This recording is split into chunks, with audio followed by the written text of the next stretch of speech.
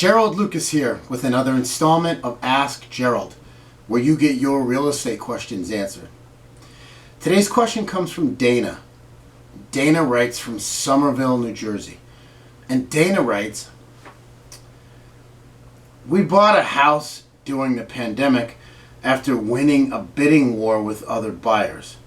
The seller wasn't willing to address any of the items that came up in our home inspection, so we're stretched thin financially trying to make repairs and renovations.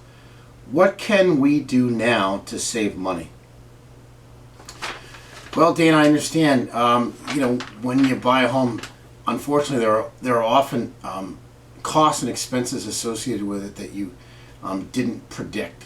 So what I'm going to do is I'm going to give you 3 ways for homeowners to save money. And the first is to install and use a programmable thermostat. So energy costs have gone up a lot lately, particularly here in New Jersey. And what a programmable thermostat allows you to do is to automate temperature adjustments, particularly during times when you are either away or asleep. And if you do that, you can save as much as 10% on your energy costs, which can make a big difference. The second suggestion in terms of saving money is to research state-sponsored tax relief programs.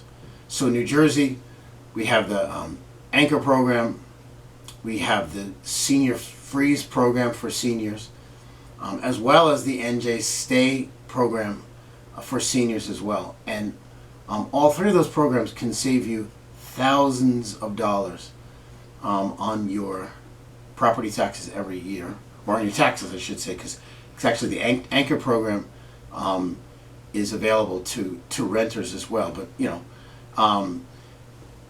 either way, Anchor, Senior Freeze, NJ Stay can save you thousands of dollars on your taxes associated with your property. And third suggestion is, in terms of lowering your home-related costs, is around private mortgage insurance, or PMI. So I know you bought your home fairly recently. Homes are kind of expensive, and if you don't put 20% down, you normally have to pay what's called private mortgage insurance, or PMI. If that is the case, after you've gotten 20% equity in your home, you can eliminate that, and that saves you on your monthly mortgage bill. What a lot of people don't know is, because a lot of people think that they just have to pay, and when they've paid 20% down, they can get rid of PMI. However, you can also get rid of PMI if in fact your home has appreciated and you have at least 20% equity in your home. You don't necessarily have to pay all that equity down in order to eliminate PMI.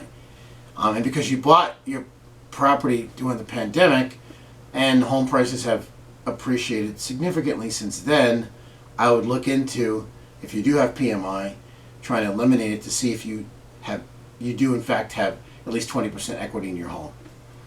So thanks for your question, Dana. For more real estate tips and information, visit my blog at geraldlucas.com. I'm Gerald Lucas, and I'll see you again soon.